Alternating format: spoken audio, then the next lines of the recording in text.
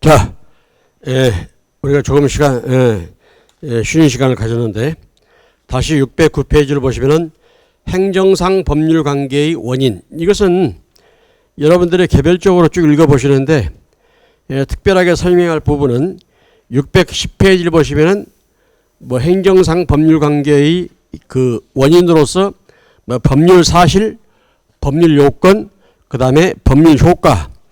이 용어를 좀 알아두실 필요가 있습니다. 자, 예를 들어서 법률 사실이 법률 요건을 이루고 또 이것이 더 나아가서 법률 효과를 발생한다. 즉 물건을 사겠다, 팔겠다. 즉 의사표시 합치. 이것을 우리는 법률 사실이다. 이렇게 부릅니다. 즉 매매 계약은 청약과 승낙으로 이루어지죠. 이거 물건 얼마요? 그 다음에 이것은 얼마다 라고 하면은 즉 물건을 팔겠다, 사겠다라고 하는 이러한 행위, 이것을 우리는 법률 사실이다 이렇게 부릅니다. 청약과 승낙으로 이루어지는 것이죠. 매매는. 자, 여러분들 자판기 있죠?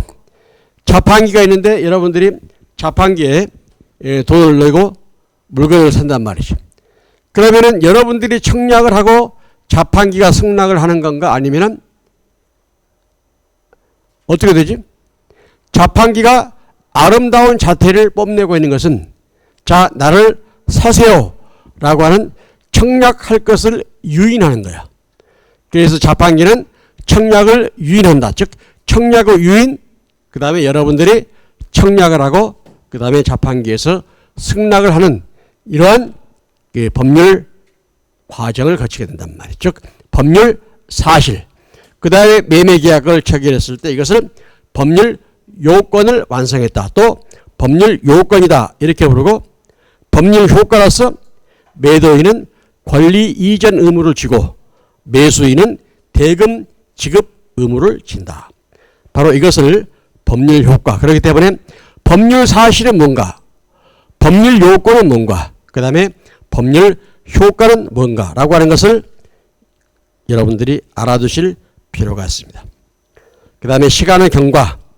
특히 여러분들이 613페이지를 보시면은 기간의 역산 그래가지고 선거일 7일 전, 그 다음에 선거일 전 7일, 즉 행정법령에는 613페이지를 보시면은 며칠 전에 또는 전 며칠에 이렇게 규정하는 경우가 많습니다. 이때 양자는 다 같이 초일 불산이부 원칙이 적용된다. 그렇죠? 국회의원에 선거하려면은 선거일 전 며칠에 종례의칙을 그만두어야 한다. 또는 선거일 며칠 전에 그만두어야 한다. 예를 들어서 선거일 7일 전, 이거는 7일이 되는 날의 이전. 따라서 이것은 중간에 7일이 있으면 됩니다. 선거일 전 7일, 그러면 초일인 선거일은 제외하고 선거일 전일을 초일로 해서 7일째가 되는 날, 따라서 중간에 6일이 있으면 된다. 그래서 8월 15일이 선거일이라면은 선거일 7일 전, 이것은 8월 7일까지, 선거일 7일, 선거일 전 7일 이렇게 하면은 8월 8일까지 이렇게 기간이 역산되기 때문에 바로 이것을 여러분들이 알아두시면 되겠다.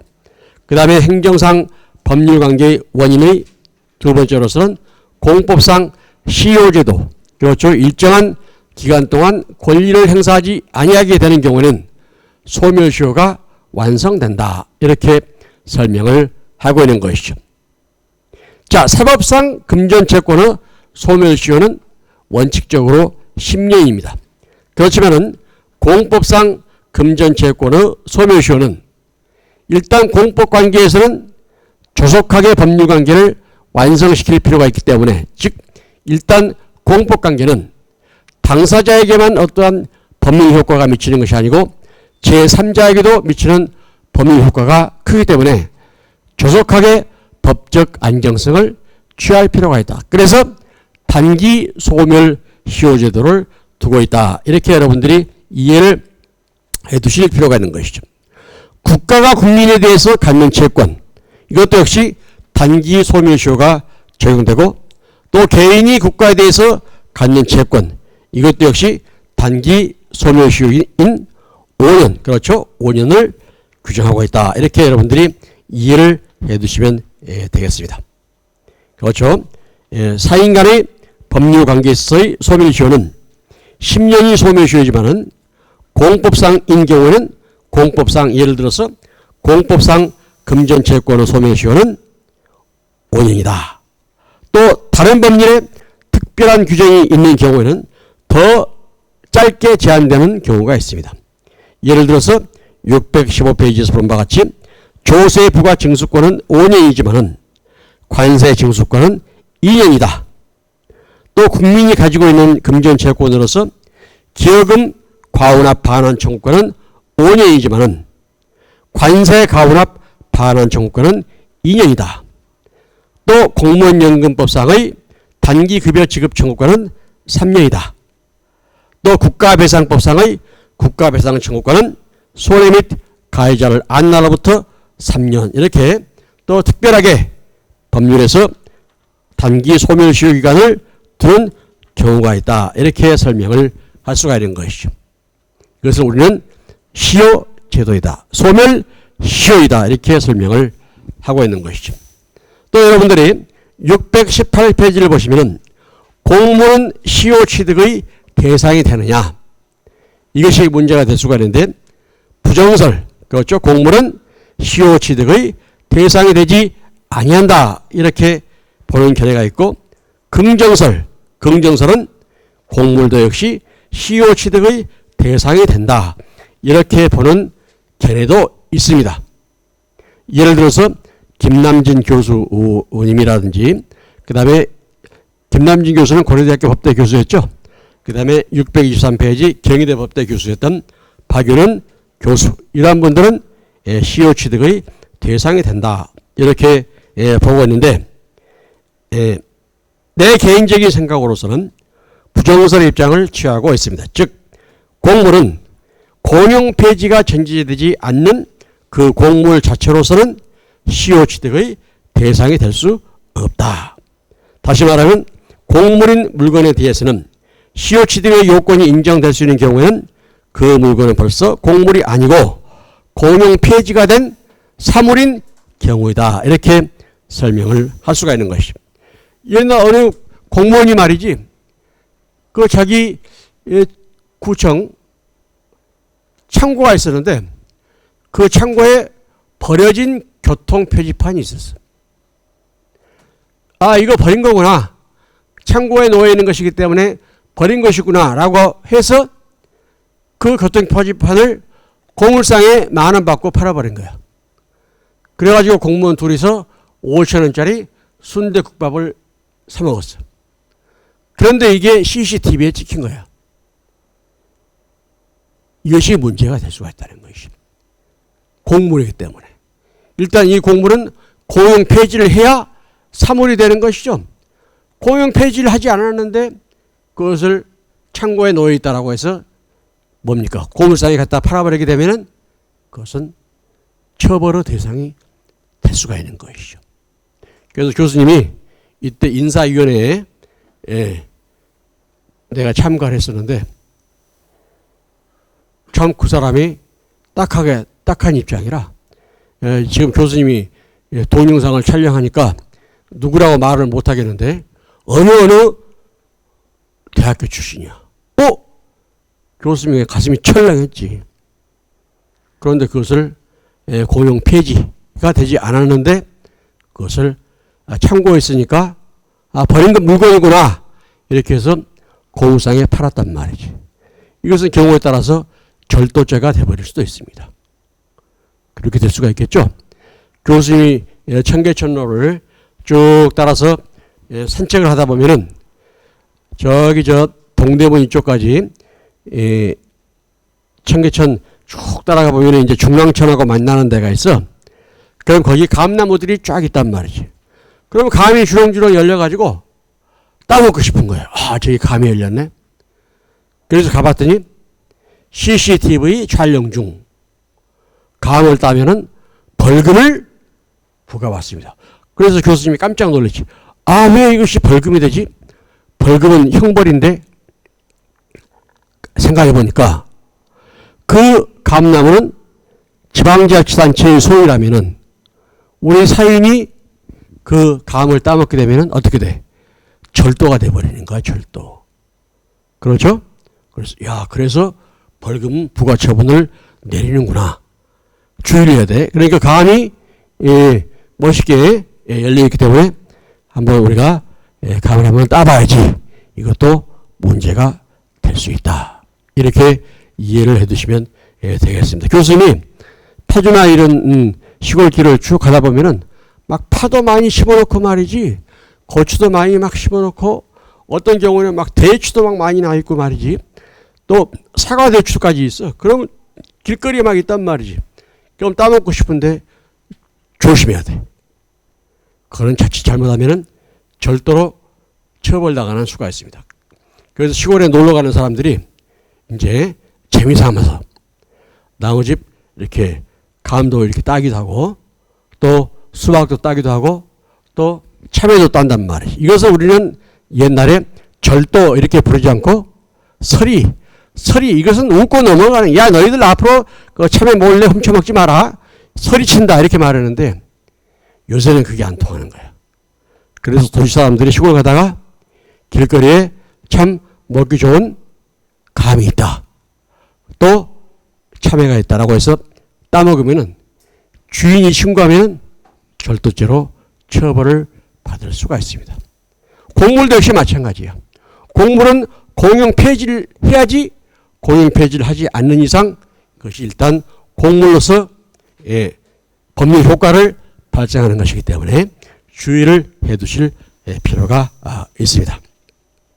그 다음에 여러분들의 625페이지 제척기간이라고 하는 것은 법률이 정한 존속기간, 예를 들면 행정심판을 제기할 수 있는 기간, 또는 행정소송을 제기할 수 있는 기간, 어떠한 사실을 안 날로부터 90일 이내에 행정심판을 제기하라, 어떠한 사실을 안 날로부터 90일 이내에 행정소송을 제기하라, 또는 그러한 사실이 있은 날로부터 180일 이내에 행정심판을 제기하라, 또 그러한 사실이 있은 날로부터 행정심판이 180일이니까 행정소송은 그 2배인 360일일까? 혼동하면 안 돼. 이때는 1년 이내 이렇게 규정을 하고 있습니다. 즉 권리를 행사하지 아니하는 경우에 법률이 정한 어떠한 법률적인 힘, 이것을 상실시켜버리도록 하는 제도, 바로 이것이 소위 말하는 제척기간 제도이다. 이렇게 여러분들이 이해를 해두시면 되겠습니다. 그래서 625페이지를 보시면 제척기간과 시효제도는 어떠한 점에서 차이가 있을까? 제척기간은 법률관계의 불안정 상태를 신속하게 제거할 필요가 있다는 것이죠. 그래서 예를 들어서 행정소송을 제기하려면 그러한 사실이 있은 날로부터 1년 이내에 제기하라. 이 말은 바로 어떠한 행정처분은 그 상대방에게만 법률 효과를 발생시키는 것이 아니고 제3자에게 어떠한 이익을 침해하는 경우가 많이 있을 수가 있겠죠. 그렇죠. 그래서 바로 이 제3자에게 미치는 법률 효과가 크기 때문에 조속하게 법적 안정성을 기할 필요가 있다. 그래서 이러한 제척 기간을 두게 되고, 이때는 중단 사유를 인정하지 않습니다. 이렇지만은 시효제도는 일정한 기간 동안의 영속적인 사실 상태를 존중함으로써 법적 생활의 안정성을 확보하기 위한 것이기 때문에 바로 시효가 중단, 즉 소멸시효가 중단되는 경우가 있다. 예를 들어서 A라고 하는 사람이 B라고 하는 사람에게 돈 100만 원을 꼬였습니다. 그럼 그때부터 채권의 소멸시효는 10년이죠. 그런데 그 중간에 자 100만 원을 갚아라 라고 주심을 했다면, 채권을 청구했다면 그때부터 다시 또 10년이 되는 것이기 때문에 바로 이 소멸시효의 중단이 인정된다는 것이죠. 그렇지만 제척기간은 이것이 인정되지 아니한다. 그래서 이 제적기관이라든지 이러한 소멸시효 제도를 두고 있는 것은 권리 위에서 낮잠 자는 자는 보호할 가치가 없다. 권리를 주장하지 않는 자는 보호할 가치가 없다라고 하는 그 법원에서 볼 수 있는 바와 같이 이러한 법적 안정성, 이것을 위한 제도이다. 이렇게 설명을 하고 있는 것이죠.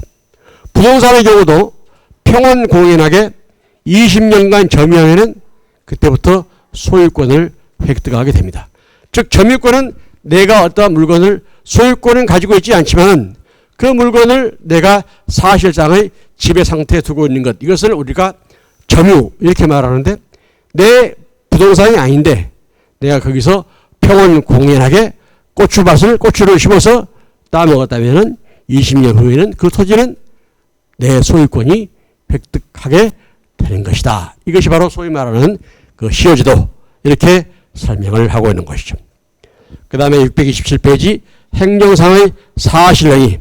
사실행위는 행정사실행위다 이렇게 부르기도 하는데, 여러분들이 627페이지 그 정의를 보면은 행정행위 등 법률적 행위와는 달리 일정한 법률 효과의 발생을 목적으로 하는 것이 아니라 다만 사실상의 결과만을 초래하는 행정 주체의 일체의 형식을 말하는 것이다. 그렇기 때문에 이 사실행위는 소위 말해서 법적 보호를 받지 않습니다. 법률 효과의 발생 결과로서 예를 들어서 행정행위라든지 또는 법률행위 경우에는 이것이 법의 보호 또는 법률상 이익인 경우에는 법의 보호의 대상이 되지만은 단순한 사실행위는 사법심사의 대상이 되지 아니한단 말이지. 자, 예를 들어서 경찰관이 내가 왔다 갔다 해. 그렇지? 경찰관인 내가 왔다 갔다 하면은 이것은 단순한 사실행위야. 경찰관이 여러분들 왔다 갔다 하니까 비록 가슴이 벌렁벌렁 할 줄은 모르지만은 이것은 여러분들이 거기에 대해서 부작위를 요구한다든지 할 수가 없단 말이지. 경찰관이 곤봉으로 머리를 때렸다 하면 이것은 사실행위가 아닌 법률행위가 되고 만다는 것이지. 이것이 바로 행정행위, 이렇게 부르고 있습니다. Verwaltungsakt. 행정행위가 법률적 고찰의 대상이 되는 거예요. 따라서 경찰관이 곤봉으로 머리를 때릴 행위가 만약에 불법행위라면 손해배상 청구권이 인정된다는 것이죠. 그렇기 때문에 우리가 법률적 고찰의 대상이 되는 것은 교수님이 그냥 이렇게 손 들고 있어. 이것은 단순한 사실행위야. 이것은 아무것도 아니야. 그런데 아까도 말한 것 같이 경찰관이 곤봉으로 머리를 때렸으면 하나의 행정행위가 되고 이것은 법률적 고찰의 대상이 되는 것이다. 이렇게 이해를 해 두시면 되겠습니다. 내가 독일에 있을 때 교수님이 나한테 Verwaltungsakt, 행정행위란 무엇이냐? 경찰관이 곤봉으로 머리를 때렸을 때 독일에서 교수님이 나한테 설명했던 것을 그 내용을 여러분들한테 그대로 지금 내가 반복해서 설명을 해주고 있는 것이죠. 자, 사실행위, 사실상의 결과만을 나타나도록 하는 것. 그래서 여러분들이 문제가 되는 것은 뭐냐면은 단순한 사실행위인데 이 사실행위는 사법심사의 대상이 되지 아니한다. 또는 법률적 고찰의 대상이 되지 아니한다라고 하니까 예를 들어서 우리 집 앞에 쓰레기 소각장을 설치한다. 또 우리 집 앞에 어떠한 화장장을 설치한다. 그러면은 단순한 사실행위 때문에 사법심사의 대상이 되지 아니하는 것이죠. 즉 권리구제를 받지 못한단 말이지. 그렇지만 이때의 사실행위는 나의 의사에 반해서 이루어지는 즉 권력적 사실행위다. 이렇게 보고 이 권력적 사실행위인 경우에는 사법심사의 대상이 된다. 라고 보는 것이 바로 628페이지에 나오는 내용들이다. 즉 행정상 사실행위는 다시 이것을 권력적 사실행위와 비권력적 사실행위로 나누어서 설명하면서 비권력적 사실행위인 경우에는 사법심사의 대상이 되지 않지만은 권력적 사실이 행위인 경우에는 사법심사의 대상이 되는 것으로 보자. 이렇게 설명을 하고 있는 것이죠. 그 다음에 이제 이 629페이지를 보시면은 이 권력적 사실행위, 비권력적 사실행위, 이것은 소위 말하는 권력성 유무에 따른 분류이다. 아까도 말한 바와 같이 무허가 건물 철거행위, 탄수조치, 수도의 공급을 끊는 것, 또는 쓰레기 소각장을 설치하는 것. 예를 들면 행정상 강제 집행이라든지 행정상 즉시 강제, 이런 것 등등. 이것은 하나의 사실행위지만은 또 이것은 권력적 사실행위다, 법률행위다, 이렇게 볼 수가 있다. 이렇게 여러분들이 이해를 해두시면 되겠습니다. 630페이지를 보시면 비권력적 사실행위는 예를 들어서 쓰레기를 수거해 간다. 그렇죠. 또 예를 들어서 어떠한 통지를 한다. 또 경비를 한다. 그렇죠. 바로 이러한 것 등등. 이것은 비권력적 사실행위에 해당되는 것이고, 이러한 경우에는 사법심사의 대상으로 삼을 수가 없다는 것이죠. 사법심사의 대상으로 삼을 수 없다는 말은 권리구제의 대상, 즉 행정소송을 통해서 권리구제를 받을 수 없다. 이렇게 설명을 할 수가 있는 것입니다. 자, 그 다음에 여러분들이 쭉 넘어서 639페이지를 보시면은 행정상 사실행위와 행정소송, 우리가 조금 전에 본 바와 같이 이러한 사실행위는 사법심사의 대상이 될 수 없다. 이렇게 볼 수가 있는 것이죠. 행정상 손해배상이라든지 행정상 손실보상, 이 문제에서 사실행위의 경우 이것은 손해배상의 대상이 되는가 또는 손실보상의 대상이 되는가, 이것이 항상 논쟁이 될 수가 있습니다.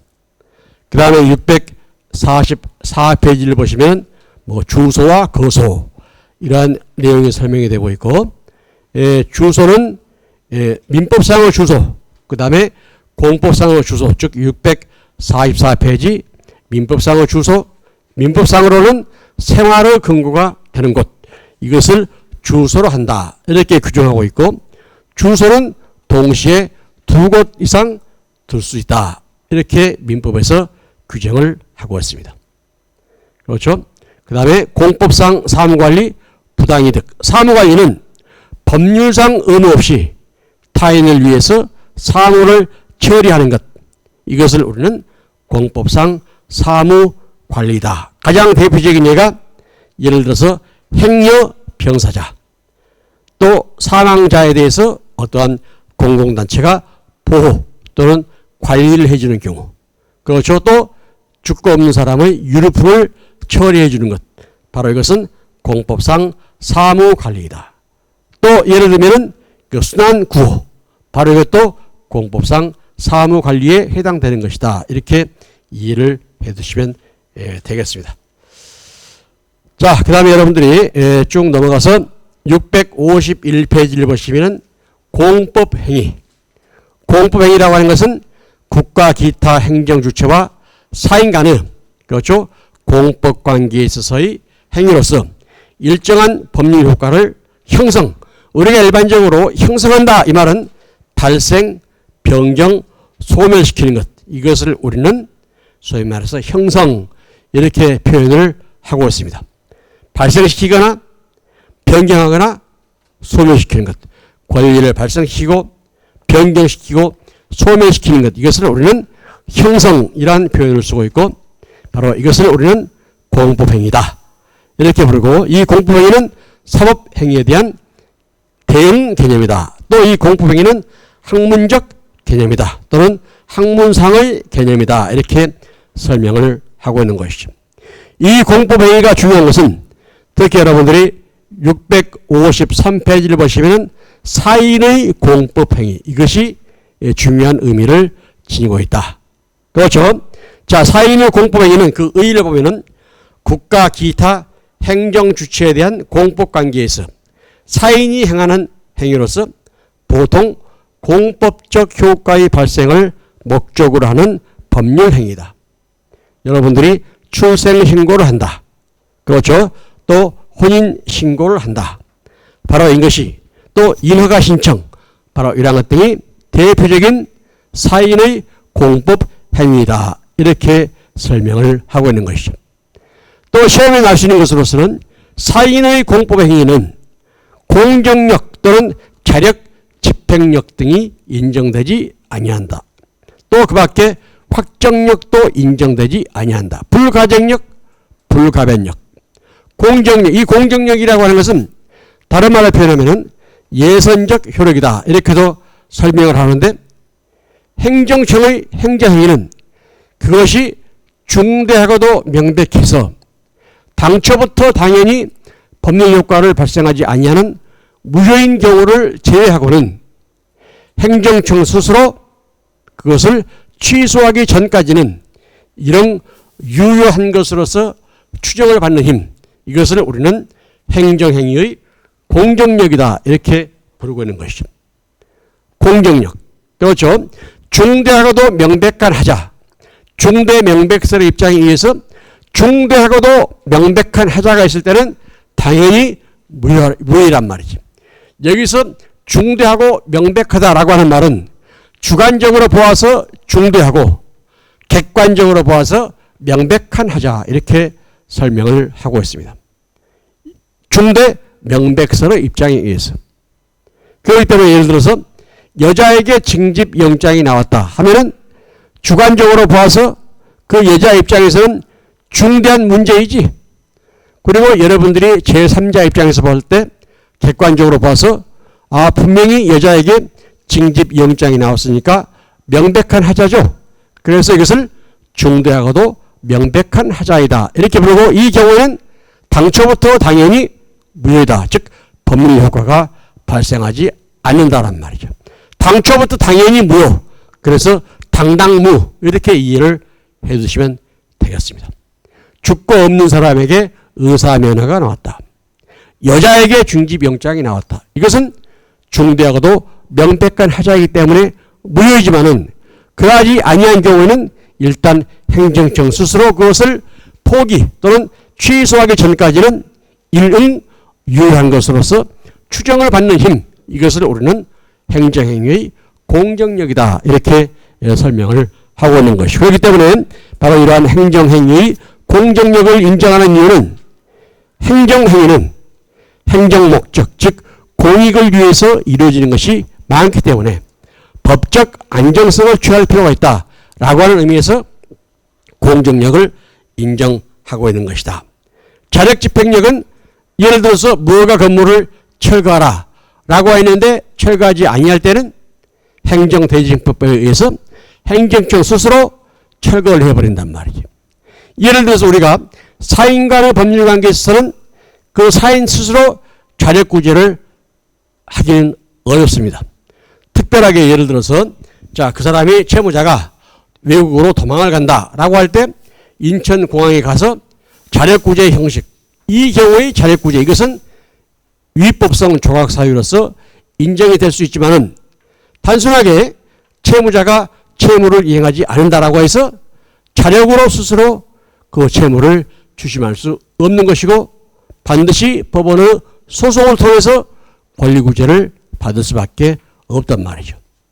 그렇지만은 공법관계에서는 행정청에서 사연에게 어떠한 행정주체의 우월적 지휘하에서 명령이나 또 강제를 하고자 할 때 그 상대방이 이것을 이행하지 아니할 때는 행정청 스스로 자력 집행을 해버릴 수가 있단 말이죠.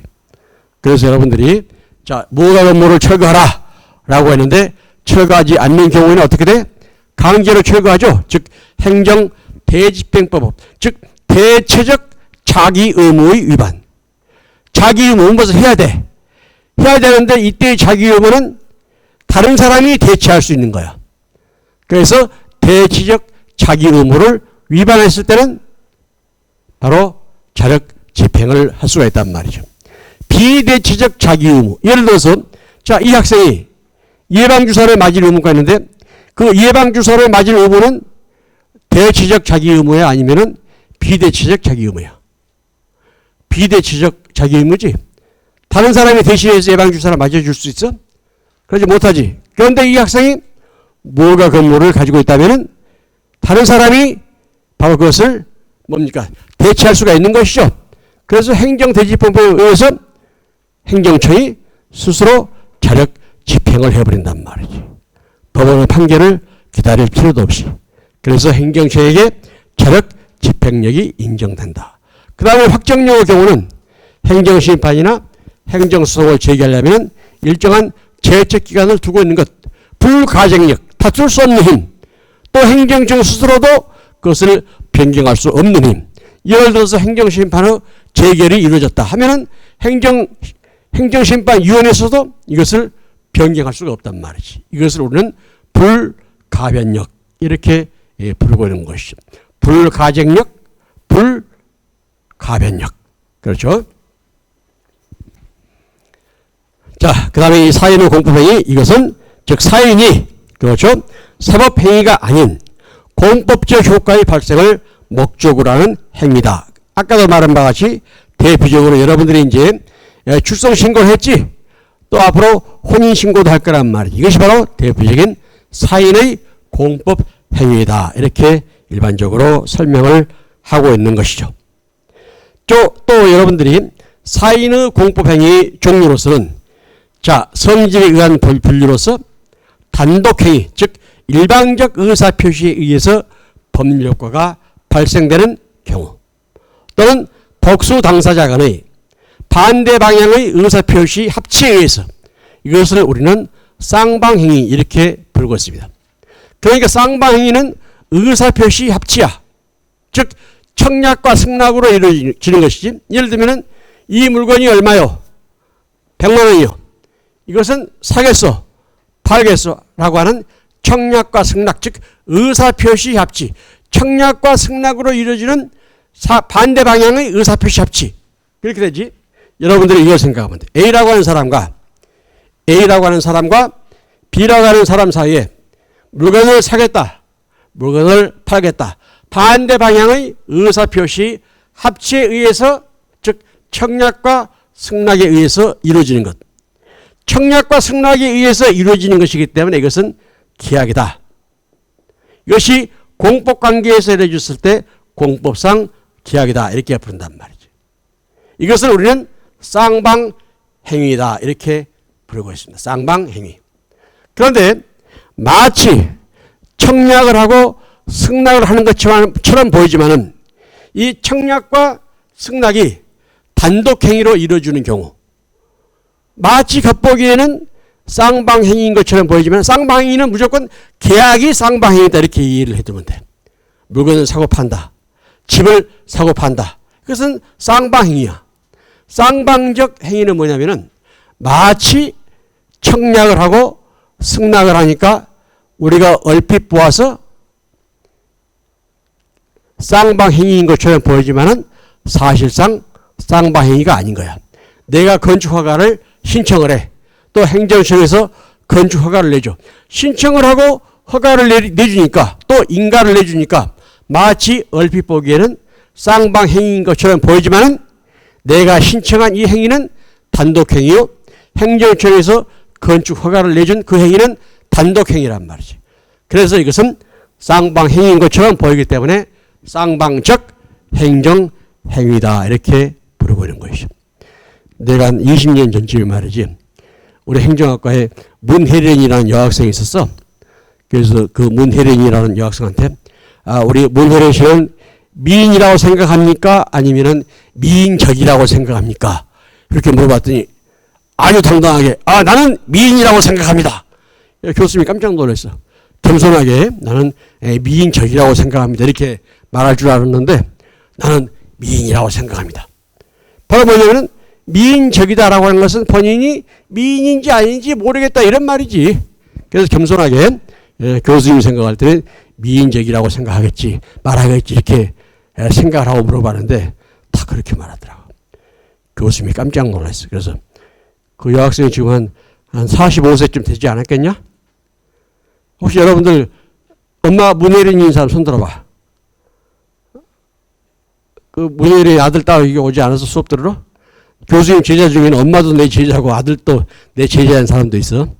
그러니까 여러분들 그런 경우가 있단 말이죠. 그러니까 쌍방적 행정행위는 얼핏 보기에는 쌍방행위인 것처럼 보이지만 신청이라는 단독행위, 허가라는 단독행위로 이루어지는 것. 이것을 우리는 쌍방적 행정행위 이렇게 부르고 있다는 것이죠. 여러분들이 자 쌍방적 행정행위는 655페이지 그렇죠. 바로 그 내용들을 이렇게 여러분들이 이해를 해두시면 되겠습니다. 그렇기 때문에 656페이지를 보시면은 쌍방적 행정행위와 쌍방행위 또는 합동행위는 어떠한 점에서 구별이 되는가?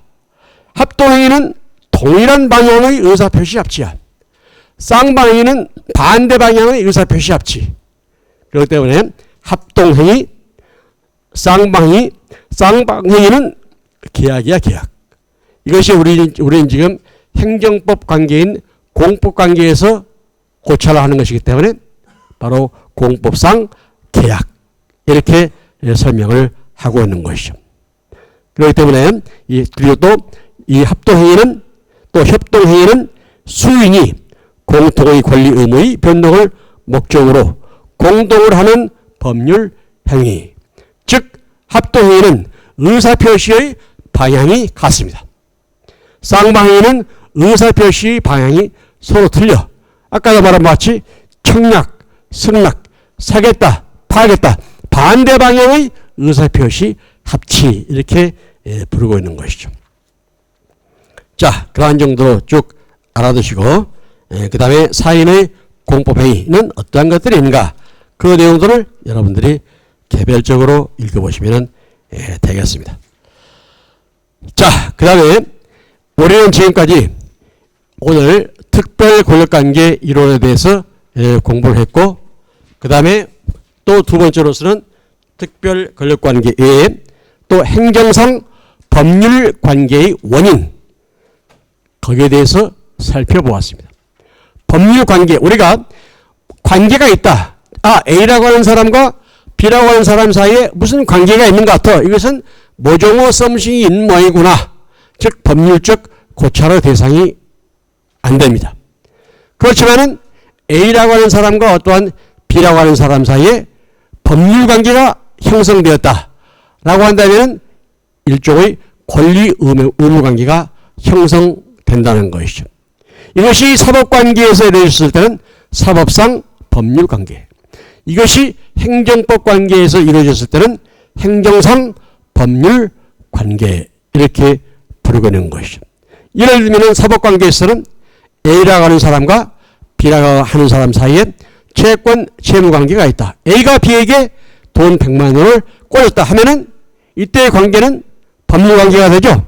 이것이 민법이라고 하는 사법 영역에서 이루어진 것이기 때문에 이것을 사법상 법률관계 이렇게 부르고 있는 것이죠. 이것이 국가와 국민 간의 공법관계에서 행정법관계에서 이루어진 것이라면 이것이 행정상 법률관계 이렇게 부르고 있는 것이다.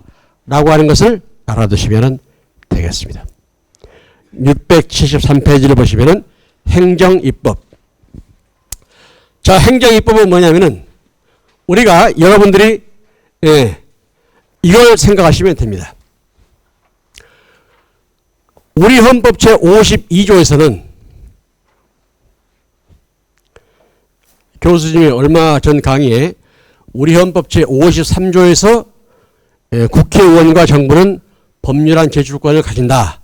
이렇게 말했는데 53조가 아니고 52조야. 우리 헌법 52조에서 국회의원과 정부는 법률안 제출권을 가진다. 이렇게 규정을 하고 있습니다. 내가 유튜브를 보면서 내 강의 헌법 특강을 강의 들어보니까 자꾸 헌법 52조에서의 국회의원과 정부는 법률안 제출권을 가진다. 이렇게 내가 설명하고 있더라고. 그런데 왜 53조가 아니고 52조지? 다시 찾아봤더니 53조가 아니고 52조야. 그래서 내가 얼마 전에 여러분들에게 헌법 제53조에 국회의원과 정부는 법률안 제출권을 가진다. 라고 말한 것은 내가 취소합니다. 소급해서 법률 효과를 상실시키는 것. 취소야 이건. 즉 52조에 국회의원과 정부는 법률안 제출권을 갖는다. 이렇게 규정을 하고 있는 것이죠. 원래 대통령제 하에서는 엄격한 삼권분립 원칙이 적용되기 때문에 국회의원이 법률안 제출권을 가져. 그렇지만 우리나라는 부진정 대통령제, 즉 의원내각제적인 요소를 가미하고 있죠. 오늘 뉴스를 보니까 어떤 그 청와대 정무수석이라는 사람이 국회에서 화를 내서, 그러니까 국무총리가 그것은 잘못된 것이다. 국정감사를 하는데 청와대 정무수석이 소리를 지른 것은, 국회의원을 대상으로 소리를 지른 것은 잘못된 것이다. 사과를 하겠습니다. 이렇게 이낙연 총리가 말했단 말이죠. 그러면 이 이낙연 총리, 즉 총리 제도를 두고 있는 것은 원칙적으로 엄격한 대통령제를 채택하고 있는, 또는 순수한 대통령제를 채택하고 있는 미국에서는 총리가 없어. 우리나라에서는 총리를 두고 있다라고 하는 것도 결국 우리나라가 순수한 대통령제를 채택하는 것이 아니고 의원내각제적인 요소를 가미하고 있다는 말이죠. 그래서 정부가 법률안 제출권을 가지는 것, 이것도 역시 전형적인 의원내각제적인 요소를 가미하고 있는 것이다. 그래서 김배규 교수는 우리나라의 대통령제가 부진정 대통령제다. 우리나라에서 우리나라의 대통령제를 부진정 대통령제다라고 부르는 교수는 한성대학교 김배규 교수 혼자밖에 없어. 그렇죠? 이건 이게 맞는 말이야. 왜? 대통령제의 의원내각제를 가미하고 있기 때문에. 자, 그래서 정부에서 이제 법률안 제출권을 가지고 또 국회에서 법률안을 제출하고 또 이것을 만들 수가 있단 말이죠. 그런데 우리가 이걸 생각하면 돼. 우리가 법률이라고 하는 것은, 자, 전국적으로 또 국민 개개인의 어떤 법률 효과를 발생시키는 것을 그 목적으로 하는 것이죠. 법률은 국민의 자유와 권리를 보장하기도 하고 국민의 자유와 권리를 제한하기도 한단 말이죠. 그렇기 때문에 항상 법률 유보의 원칙이 항상 강조되고 있어요. 법률에 의하거나 또는 법률에 근거해야 된다라고 하는 것이 현대 헌법 국가의 기본 원리인 법치국가 원리의 중요한 구성 요소란 말이죠. 이것을 우리는 법률 유보의 원칙. 아까 우리가 조금 전에 공부했던 모기가 들어갔어, 입속에. 모기가 들어가서 방송하고 있는데 모기가 들어가서 교수님이 기침을 했는데 이해를 해 주시기 바랍니다. 자,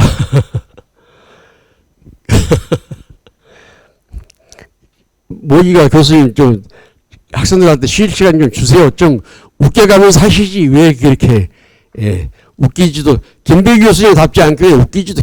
김배규 교수는 수업하면은 50분 수업하면 한 30분 수업하고 20분 웃겼어 옛날에는. 그런데 이제 동영상을 촬영하다 보니까 교수님이 이제 여러분들을 귀를 즐겁게 해주지를 못하고 있습니다. 사실은. 그러고 있긴 한데 자, 다시 헌법 52조에서 국회의원과 정부는 법률안 제출권을 가지고 있습니다. 그런데 이 법률에서 국민생활 영역을 모두 규율할 수가 없겠지. 전문적이고 세부적인 사항은 어떻게 돼? 여러분들이 이걸 생각해봐. 자, 대기환경보전법이라고 하는 법을 국회에서 만든단 말이지. 국회의원들이 만든다고 그래봐. 그러면은 국회의원들이 전문적이고 기술적인 내용을 알고 있을까? 내가 좋아하는 박찬주 대장이 말이지. 어제 그 말을 했어. 군인권센터 소장을 향해서 그 사람은 삼천교육대에 가서 좀 교육을 받아야 되겠다. 이렇게 말하는데 김배규 교수가 생각할 때는 삼천교육대 가서 교육받을 사람들은 국회의원들이 아닌가 이런 생각을 합니다. 일을 안 하고 놀고 먹는 국회의원들이 많아. 서로 정쟁만을 일삼고 말이지. 이 정치 본질이 서로 국정의 동반자로서 서로 이것을 경쟁관계를 향유해야 되는 것이 개개 슈필로, 즉 적대관계를 가지는 자로서 정치 활동을 하게 되면 그 국가는 결국 정부 위기 또는 국가 위기에 빠질 염려가 크단 말이지. 그것이 바로 전형적인 1919년에 탄생된 바이마르 공화국이 붕괴되게 된 그 원인도 바로 게겐슈플러, 즉 정치인들 간의 국정의 동반자 이렇게 보지 않고 적대자로 보았던 데서 연유한단 말이죠. 오늘날 우리나라의 국회 상황을 보면은 국정의 동반자, 여당과의 야당이 국정의 동반자가 아니고 적대자야. 서로 원수야. 이놈이 저놈하고 저놈이 이놈하면서 서로 이놈저놈하면서 싸운단 말이죠. 이게 커다란 문제인 것은 사실입니다. 자, 그런데 법에서 모든 사항을 규정할 수 있을까? 국회의원들이 그런 전문적인 지식을 가지고 있는 것 같아? 그렇지 않단 말이지. 예를 들어서 우리 헌법 35조의 환경권을 보장하기 위해서 수많은 환경 관련 법들이 있죠. 예를 들면 공기가 좋아야 되겠다. 그래서 대기환경보전법. 수질이 좋아야 되겠다. 물환경보전법. 수질환경보전법, 수질 및 수생태계 보존에 관한 법률, 그 다음에 지금은 물환경보전법. 쓰레기 처리 문제를 잘 해결해야 되겠다. 폐기물 관리법 등등 수많은 법을 두고 있단 말이죠. 그런데 이 법에 전문적이고 세부적인 또 기술적인 사항을 이 법률에서 규정하기가 현실적으로 어렵죠. 국회의원들이 예를 들어서 대기 환경 보존에 관련된 전문적이고 기술적인 내용들을 알 수가 없기 때문에 이것을 소위 말하는 행정입법의 형식으로 위임을 해줍니다. 전문적이고 기술적인 것은 대통령령으로 정한다. 또 청유령으로 정한다. 또 부령으로 정한다. 이것이 바로 행정입법이란 말이지. 즉 대통령령, 총리령, 부령 등을 발할 수 있는 행정부가 가지고 있는 이러한 권한. 여러분들이 주의할 것은 뭐냐면은 이 행정입법이라고 하는 것은 전문적이고 기술적인 내용은 모든 사항을 법에서 규율할 수 없기 때문에 전문적인 지식을 가지고 있는 공무원들이 한번 만들어 봐라. 예를 들어서 봐봐. 우리 대한민국 공무원들은 대한민국 최고의 엘리트들이다. 이렇게 말할 수가 있겠죠. 그렇지. 9급 공무원 시험에 합격했다. 7급 공무원 시험에 합격했다. 또 예를 들어서 환경 관련 법을 만들 때 아무래도 환경부 공무원들이 거기에 대해서 좀 잘 알지 않겠어? 그런 생각이 들죠. 그래서 바로 법에서 구체적인 범위를 정해서 위임을 해주는 경우, 즉 좀 더 전문적이고 세부적이고 기술적인 것은 행정부에서 만들어봐라. 그렇다고 해서 행정입법권이라고 하는 것을 행정부에서 가지고 있는 것은 아니야. 교수님이 여러분들에게 이해를 돕기 위해서 행정입법권이라는 표현을 쓰고 있는 것이지 이것이 법률적 실정법상의 개념이 아니다. 이렇게 여러분들이 이해를 해두시면 되겠습니다.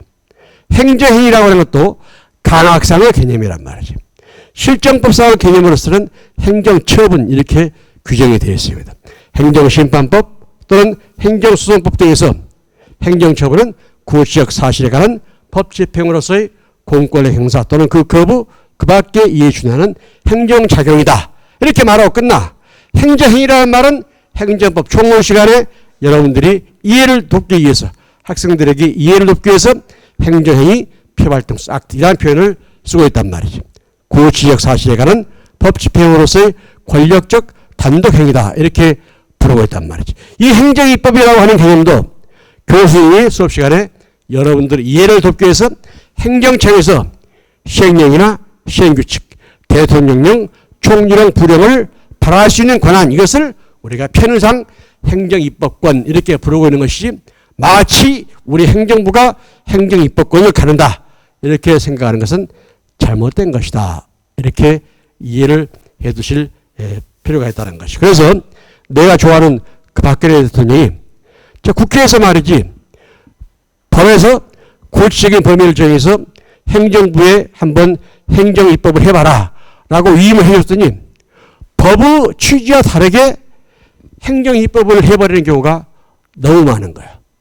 법에서는 이렇게 하라 라고 하는데 법의 취지와 다르게 시행령, 시행규칙을 만들어버리니까 이것이 문제가 되는 것이죠.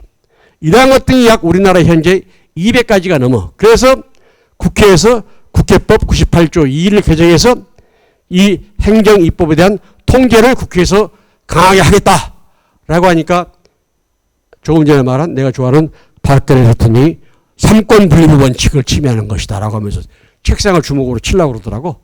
이것은 행정 입법권을 행정부에게 부여한 것이 아니라 행정 입법권을 가지고 있는 것이 아니고 편의상 교수님들이 수업 시간에 행정 입법권을 가진다. 어디서? 행정부에서 이렇게 말하는 것에 불과한 것이지 그것을 권위로 주장할 수 있는 것은 아니다라고 하는 것은 특히 주의를 해두실 필요가 있는 것이죠. 자, 여러분들이 자 다시 한번 행정 입법이라고 하는 것은 자, 또 행정상 입법이라는 용어는 실정법상의 개념이 아닌 학문상의 개념이다. 이는 마치 행정행위가 강학상의 개념이 강학상이란 말이 무슨 말인지 알지? 교수님이 수업 시간에 여러분들의 이해를 돕기 위해서 행정입법, 즉 대통령이 대통령령, 총리가 총리령, 행정각부 장관이 부령, 즉 시행령, 시행규칙을 발하는 것, 이것을 우리가 행정입법 이렇게 편의상 부르고 있다는 말이죠. 따라서 강학상의 개념이기 때문에 행정부에서 행정입법권을 가진다라고 하는 주장은 할 수 없다. 행정부에게 행정입법권을 부여한다는 명시적인 규정도 없고 실정법상의 개념이 아니기 때문이다. 다만 행정부에서 시행령, 시행규칙 등을 제정할 수 있는 권한을 의미한다는 의미에서 행정입법권이라는 용어를 사용할 따름이다. 거기에 쭉 몇 줄을 쳐두시기 바랍니다.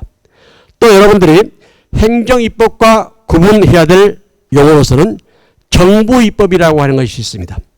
조금 전에 내가 말한 우리 헌법 제52조에 국회의원과 정부는 법률안 제출권을 갖는다라고 할 때 정부에서 법률안 제출권을 가지고 정부가 만드는 법률, 이것을 우리는 정부입법 이렇게 말하는 것이죠. 그렇기 때문에 정부입법은 법률, 이것을 의미하고 행정입법은 시행령 또는 시행규칙, 바로 이러한 것 등을 의미한다. 이것을 주의를 해두실 필요가 있는 것이죠. 그렇기 때문에 일반적으로 대부분이 법률이 있으면은 또 대기환경보전법이 있으면은 대기환경보전법 시행령이 있고 또 대기환경보전법 시행규칙이 있다. 이렇게 이해를 해두시면 된다는 것이죠. 내가 이전번에도 물어봤지만은 예를 들어서 공직선거법 같은 경우에는 시행령이 있을까? 시행령이 없지. 그렇죠. 왜 그러냐면 공직선거법은 뭐 대통령 선거라든지 지방자치단체 장선거라든지 국회의원 선거에 관련된 내용들을 규정하고 있죠. 그런데 이것은 첨예하게 이해관계가 대립되는데 만약에 시행령이나 시행규칙을 만들 수가 있다면 대통령령이 시행령에서 법을 취지와 상반되게 자기 당에게 유리하게 시행령을 싹 고쳐버릴 수가 있겠지.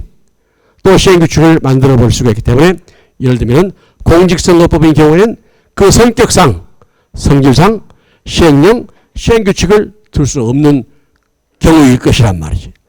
그 외에는 국민의 자유와 권리를 보장하거나 형성하거나 또 필요에 따라서 제한할 때는 바로 시행령, 시행규칙 이것을 규정해서 좀 더 법의 내용을 보충해주는 또 상세화시키는 이러한 성격을 가지는 시행령, 시행규칙을 많이 만들 수가 있다. 이렇게 표현을 할 수가 있다는 것이죠. 그래서 여러분들이 정부입법은 현행헌법 제52조의 규정에 의해서 국회의원과 정부는 법률안 제출권을 가진다라고 해서 정부입법이 가능하기도 하다. 국회의원이 법률안을 제출하는 경우에는 이것을 의원입법 이렇게 부르고 있습니다. 그래서 여러분들이 항상 용어를 조심해야 돼. 의원입법, 정부입법, 행정입법 이것을 구분을 할 수가 있어야 된다라고 하는 것을 말씀을 드릴 수가 있습니다. 특히 여러분들이 그러니까 이것은 뭐냐면은 자 국회의원과 정부는 법률안 제출권을 가진다. 또 행정부에서 행정입법을 한다라고 하는 것은 원래 과거에는 그렇죠. 과거에는 모든 법률을 국회에서 만든다라고 하는 국회 전속 입법주의를 채택했습니다. 그렇기 때문에 19세기만 해도 국민대표기관인 국회에서 법률을 만든다, 제정한다 이렇게 생각을 했었는데 이 사회가 전문적이고 기술적으로 산업사회가 고도화되고 또 다원적 산업사회가 되다 보니까 전문적이고 세부적인 것은 행정입법을 통해서 즉 시행령이나 시행규칙을 통해서 법의 의미 내용을 보충하거나 상세화시키는 역할을 하고 있단 말이죠. 그래서 과거 19세기의 위임입법 금지 원칙을 포기하고 지금은 오늘날에는 위임입법이 활성화되고 있다라고 하는 것을 알아두실 필요가 있는 것이죠. 그래서 자, 행정부에서 행정입법을 할 수도 있기 때문에 과거 같은 국회 전속 입법주의를 국회 전속 법률주의 또는 입법주의를 폐지하고 오늘날의 국회에서 법률안 제정권을 갖는다. 국회에서 법률안을 만든다라고 하는 것은 국회 전속 입법주의가 아닌 국회 중심 입법주의 이렇게 여러분들이 주의를 해두실 필요가 있는 것이죠. 특히 여러분들이 675페이지를 보시면 위임입법이 뭔가 특히 헌법재판소에서 내린 결정이 그 문장이 말이죠. 너무 잘 되어 있기 때문에 내가 거기에 그대로 인용을 해왔습니다. 자, 현대 행정국가는 위임입법 및 위임입법의 필요성이 존재하며 헌법재판소는 위임입법에 대해서 위임입법이란 법률 또는 상위명령에서 그러니까 여기서 말하는 상위명령은 법에서 구체적인 범위를 정해서 대통령령으로 위임했을 때 이 대통령은 다시 또 구체적인 범위를 정해서 하위 명령인 시행규칙 즉 총령 부령 쪽으로 위임을 해줄 수가 있다는 말이죠. 그래서 법률 또는 상위 명령에서 구체적으로 범위를 정해 굉장히 거기에 색칠을 해도 구체적으로 범위를 정해서 위임받은 사항에 대해서 법규로서의 성질을 가지는 즉 우리가 일단 법규라는 용어가 나오면은 법규로서의 성격을 지녔다라고 한다면은 일단 국민의 자유 권리를 제한할 수 있는 성격의 것 이것을 우리는 법규 이렇게 부르고 있습니다.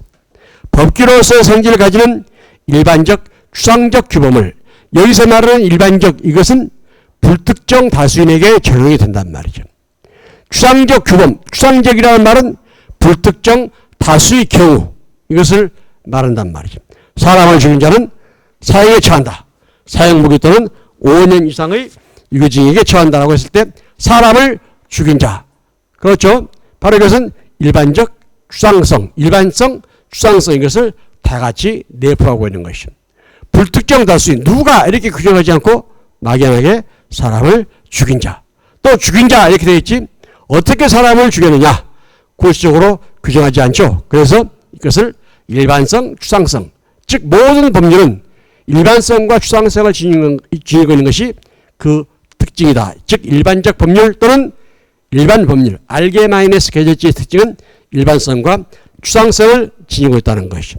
즉 법규로서의 성질을 가지는 일반적 추상적 규범을 정립하는 것을 의미하는 것으로서 형식적 의미 법률 이것을 국회입법, 의회유보 이렇게도 부릅니다. 그렇죠? 형식적 의미 법률에는 속하지 않지만은 실질적 의미 법률에 해당되는 이러한 경우 즉 행정에 의한 입법으로서 법률과 같은 성질을 갖는 법규의 정립이기 때문에 권력 분립주의 내지 법치주의 원리에 비추어 그 요건이 엄격할 수밖에 없으니 법규적 효력을 가지는 행정입법의 제정에는 반드시 구체적이며 명확한 법률 위임을 요한다. 이렇게 설명을 하고 있는 것이죠. 그래서 이것을 우리는 포괄 위임 금지 원칙이다. 이렇게 부르고 있습니다. 그래서 법에서 구체적인 범위를 정해서 위임해 줬을 때에 위임 명령을 발할 수가 있는 것이지. 또 단순하게 법을 집행하기 위해서 집행명령을 발할 수가 있는 것이지. 법에서 구체적인 범위를 정해서 위임하지 않았는데 행정입법을 할 수가 없단 말이죠. 여러분들이 조심해야 돼. 그렇지만은 지방자치단체에서 만드는 조례 이것은 포괄 위임이 허용이 됩니다. 그렇기 때문에 시행령과 시행규칙 등과 같은 행정입법의 즉 법규 명령의 경우에는 포괄 위임 금지 원칙이 적용되지만은 조례의 경우는 포괄 위임 금지 원칙이 적용되지 아니하고 포괄 위임이 허용이 된다. 왜? 지방자치단체에서 만드는 조례는 그 지방자치단체의 자주법으로서의 역할을 담당하기 때문에 지방자치단체에서 만드는 조례, 이것은 지방자치단체의 자치권에 해당되는 것이기 때문에 이것은 포괄이임 금지 원칙이 적용되는 것이 아니고 예외적으로 조례는 허용이 된다. 이렇게 일반적으로 보고 있다는 것이죠. 그것을 여러분들이 주의를 해두실 필요가 있습니다. 676페이지를 보시면 행정국가와 위임입법의 필요성, 19세기적인 위임입법 금지 원칙, 이것이 포기되었고 오늘날 행정국가와 경향에 따라서 행정입법이 활성화되고 있다. 이것을 여러분들이 주의를 해두실 필요가 있는 것이죠. 여러분들이 677페이지를 보시면 이 위임명령, 집행명령, 바로 이것은 헌법적 근거가 있어야 되기 때문에 우리 헌법 75조에서 대통령은 법률에서 구체적인 범위를 정해서 위임받은 사항, 거기에 쭉 밑줄을 쳐두시고 위임명령 써도 법률에서 구체적인 범위를 정해서 위임받은 위임명령, 또 법률을 집행하기 위한 집행명령, 즉 대통령령으로서 위임명령과 집행명령을 발할 수 있다. 또 헌법 95조를 보시면은 국무총리 또는 행정각부의 장은 소관 사무에 관해서 법률이나 대통령의 위임 또는 직권으로 총령 또는 불령을 발할 수 있다. 법에서 구체적인 범위를 정해서 위임하거나 아니면 대통령령에서 구체적인 범위를 정해서 위임했을 때, 그렇기 때문에 여러분들이 주의할 것은, 자, 법에서 구체적인 범위를, 법에서 구체적인 범위를 정해서 위임을 대통령령으로 해줘. 그러면은 대통령령에서 다시 이것을 장관령, 즉 부령으로 다시 구체적인 범위를 정해서 위임을 할 수가 있단 말이지. 이것을 우리는 협의 재위임 이렇게 부르고 있고, 이것이 공무원 시험에 자주 날 수 있어. 협의 재위임이 허용된다. 그래서 이 총리령이나 부령도 상위 명령인 대통령령, 즉 시행령의 구체적인 범위를 정해서 위임받은 사항에 한해서 위임명령을 발할 수가 있다는 것이죠. 이것이 바로 위임명령이야. 집행명령은 단순히 법을 집행하기 위한 것. 그래서 이것을 직권명령이다. 이렇게도 부를 수가 있습니다. 여러분들이 꼭 조심해야 될 것이 헌법 제75조에서 또 헌법 95조에서는 75조에서는 대통령령인 시행령, 즉 위임명령, 집행명령. 그 다음에 95조에서는 국무총리, 그 다음에 행정각부 장관이 발할 수 있는 총리령, 부령, 이것을 발할 수 있는 근거를 우리 헌법에서 규정을 해두고 있는 것이다. 그렇기 때문에 바로 이것은 합헌이다. 즉 국회에서 법률을 만들어야 되는데 행정부에서 만드는 것이 유행이 아니란 말이지. 왜? 헌법에서 규정을 해두고 있기 때문에. 무슨 말인지 알겠지? 예. 자, 그 다음에 여러분들이 자 678페이지를 보시면 왜 이러한 위임 입법이 활성화되는가? 행정의 양적 질적 확대에 따라서 그에 관한 법도 전문성, 기술성을 요한단 말이지. 그렇죠? 그 다음에 679페이지 바로 행정입법, 이것을 인정한다는 것은 국회 중심 입법주의를 채택하고 국회 전속 입법주의를 포기하는 것이다. 이렇게 여러분들이 이해를 해두시면 되겠습니다. 바로 이것이 소위 말하는 행정입법이다. 그러면 구체적으로 684페이지를 보시면 법규 명령이 설명이 되고 있습니다. 일단 명령인데 법규 명령, 이런 법규라는 말이 들어가 있으면 일단은 국민의 자유와 권리를 제한할 수 있다. 즉 보장도 해주고 제한도 해준다. 법률 유보의 원칙이 적용된다는 말이죠. 또는 법규 유보의 원칙이 적용된다. 국민의 기본권을 형성하거나 또는 제한하거나 또는 구체화시켜주는 이러한 성격의 것, 이렇게 설명을 할 수가 있습니다. 법규 명령은 행정권이 정립하는 명령으로서, 즉 일반성과 추상성에서 굉장히 중요해. 일반적이다 이 말은 불특정 다수인에게 적용이 된단 말이죠. 추상성은 불특정 다수의 경우. 그렇기 때문에 이것이 바로 일반 법률의 특징이야. 그런데 특정인에게만 적용되는 법, 또는 특정한 사건에게만 적용되는 법, 또는 예를 들어서 한시적인 기간을 두고 있는 법, 이것을 우리는 마스남의 계절치, 즉 처분적 법률 이렇게 부르고 있기 때문에 일반적 법률과 대비되는 관점으로서는 처분적 법률이라고 하는 것도 있다라고 하는 것을 알아두실 필요가 있는 것이죠. 자, 그 다음에 일반적 추상적 규율을 함으로써 법규의 성질을 가지는 것, 법규의 성질을 가지는 것이라고 했기 때문에 국민의 자유와 권리를 보장, 형성하거나 또는 제한할 수 있는 성격을 지니고 있는 것이다. 또 법규는 국민과 행정권을 모두 구속하며 재판규범이 되는 법규범을 총칙하는 개념으로서 행정권만을 구속하고 또 재판규범이 되지 못하는 행정규칙과는 다른 개념이다. 이 행정규칙은 행정기관 내부의 법률관계를 규율하게 이해한 것이기 때문에 행정규칙 그 자체는 사법심사의 대상이 되지 않습니다. 경찰청장 훈령으로서 경사에서 경위로 진급하려면 몇 년으로 정한다. 또 경위에서 경감이 되려면 몇 년으로 한다. 이것은 경찰청장 훈령으로 이루어지는 거야. 이것은 행정규칙이란 말이지. 이것은 하나의 행정내규야. 이것은 자기들끼리 알아서 하는 것이지 우리한테 어떠한 법률 효과를 발생하고 그런 것은 아니지. 그렇죠? 그래서 이것은 소위 말해서 행정규칙이고 사법심사의 대상으로 삼을 수 없는 것이란 말이지. 그렇지만은 이것이 행정규칙이라고 할지라도 이것이 법령, 그렇죠? 법률이나 명령을 보충해주는, 즉 법령 보충적 행정규칙인 경우에는 사법심사의 대상이 됩니다. 왜? 그것은 비록 행정규칙이지만은 법률이나 명령을 보충해주는 것이기 때문에 법률 또는 명령에 의해서 국민의 기본권이 보장될 수도 있지만은 또 제한될 수도 있는 것이겠지.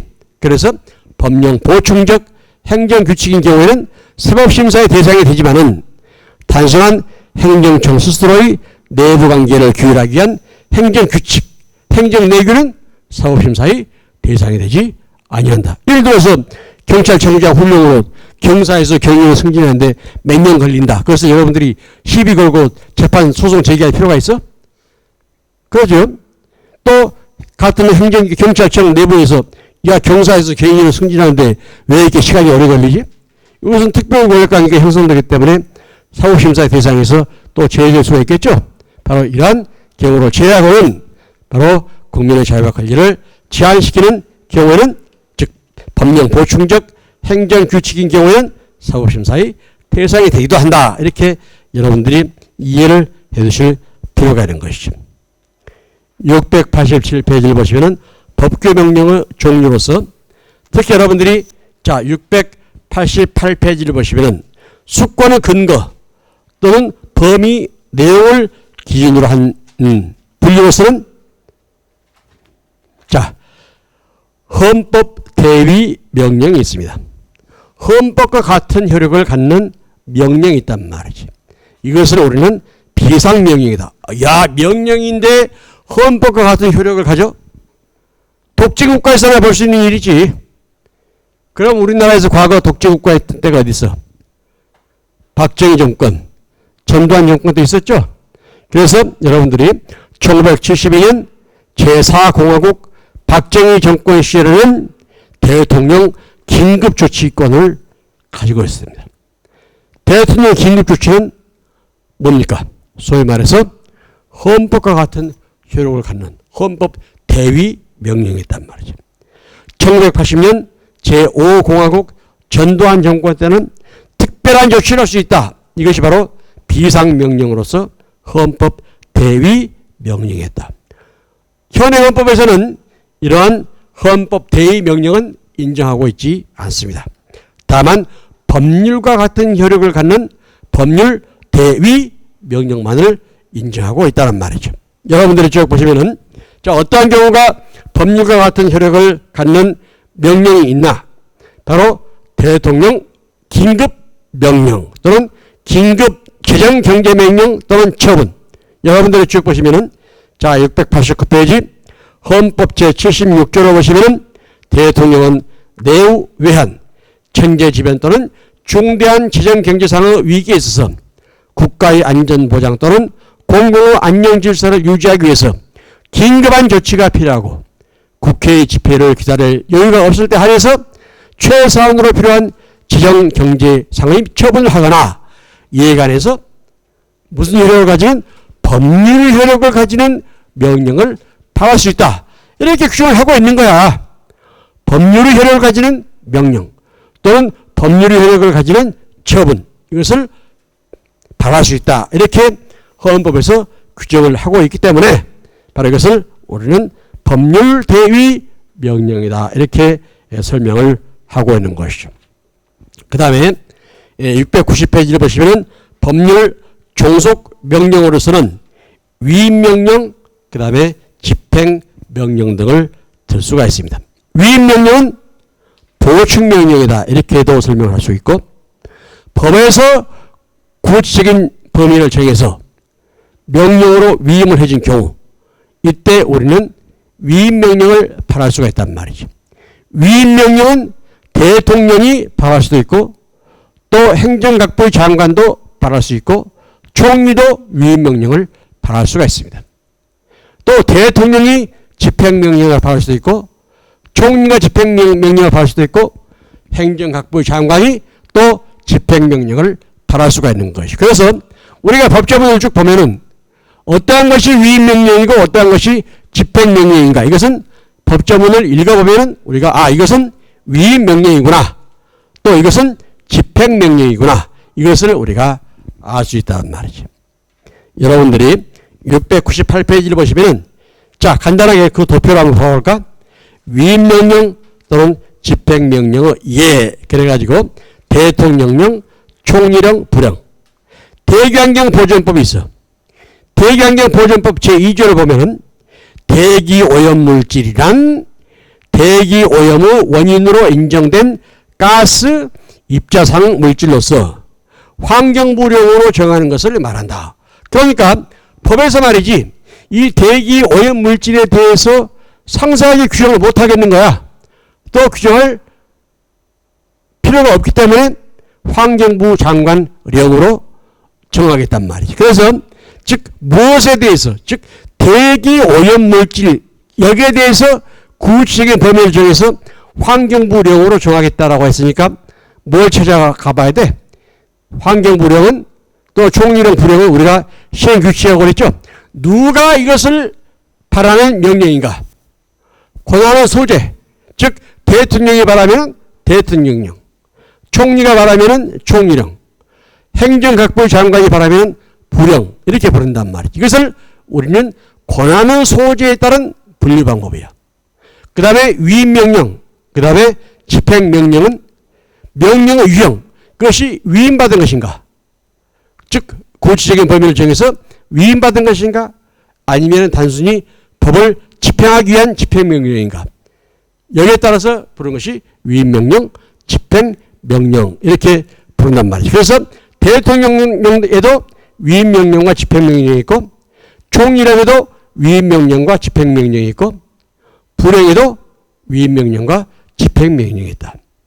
합헌인 이유는 헌법 제75조에서 대통령이 바로 시행령, 시행규칙을 발할 수 있다. 즉 위임명령과 집행명령을 발할 수 있다. 또 95조에서 총리와 행정각부 장관은 위임명령과 집행명령을 발할 수 있다라고 규정하고 있지. 그러니까 이것이 합헌이란 말이에요. 이것이 바로 행정입법. 이것을 우리가 강학상 또 편의상 행정입법권 이렇게 부르고 있다는 말이에요. 조심할 것은 행정입법권이라고 하는 권한을 행정부에게 인정하고 있다는 말이 아니라 교수님이 여러분들에게 이해를 돕기 위해서 행정부에서 이러한 행정입법을 할 수 있고 이러한 권한을 행정입법권이라고 강학상 부르는 개념이다. 이렇게 여러분들이 주의를 해두실 필요가 필요가 있는 것이죠. 그러니까 이제 자 법에서 말이지 환경부령으로 정하겠다라고 하니까 시행규칙을 쭉 찾아봤어. 싹 찾아봤더니 대기환경보존법 시행규칙에 대기환경보존법 제2조 제1호에 따른 대기오염물질은 별표 1과 같다. 그러니까 법에서는 환경부령으로 정할게 했더니 법에서 지금 법 제2조 제1호에서 말하는 대기 뭡니까? 환경보존법 즉 법에서 법 제2조에서 말하는 대기오염물질은 별표 1. 여기서 말하는 별표 1은 지금 내 책에는 표시를 안 해놨지만은 그 대기환경보존법 시행령 별표를 보면 뭐 별의별 게 다 들어가 있어. 그렇죠? 별표 1과 같다. 그랬으니까 이때 뭡니까? 법에서 구체적인 범위를 정해서 환경부령으로 위임을 해줬지. 바로 이것이 위임명령이란 말이지. 위임명령은 여러분들이 조심해야 될 것. 위임명령은 반드시 법에서 구체적인 범위를 정해서 위임을 해준단 말이지. 뭐에 대해서? 대기 오염 물질에 대해서. 그렇죠? 그렇기 때문에 이것을 뭐라고 하냐면 일반적 포괄적 위임입법이 금지되고, 그렇죠? 포괄 위임 금지 원칙이 적용되고 법에서 구체적인 범위를 정해서 위임해 준 것에 한해서 위임명령을 발할 수 있고 있다는 말이죠. 이때 위임명령은 대통령령이 될 수도 있고 또 총리령, 불용과 같은 시행규칙이 될 수도 있다는 말이죠. 전반적으로 행정입법이라는 게 뭔지 알겠지?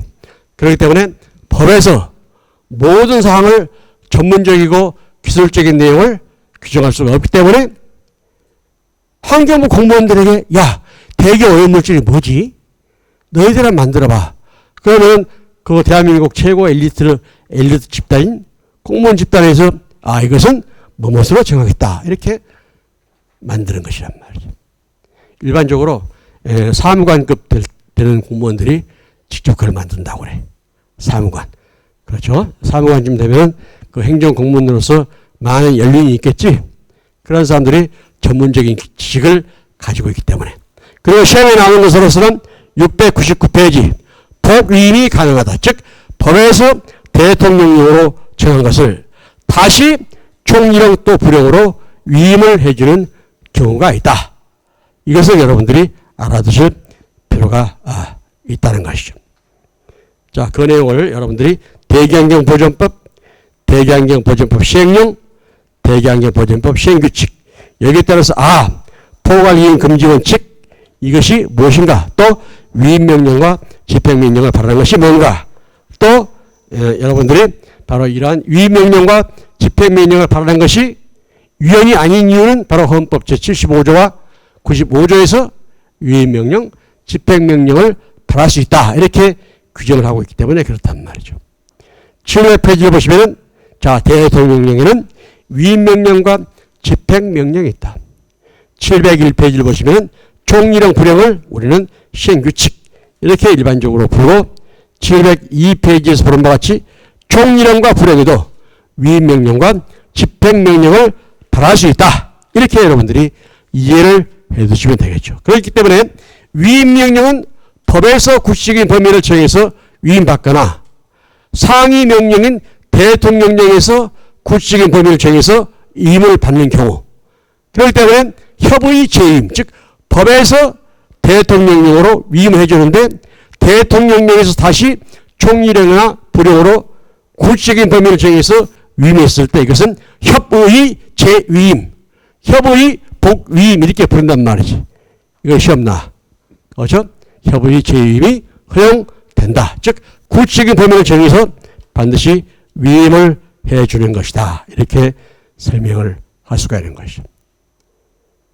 대체적인 개괄적인 내용은 여러분들이 이해가 됐죠? 이제 행정입법이란 무엇이다 라고 하는 것을 여러분들이 어느 정도 이해했고 좀 더 구체적인 내용은 우리가 이 다음 시간에 살펴보도록 하겠습니다. 수고했습니다. 여기까지.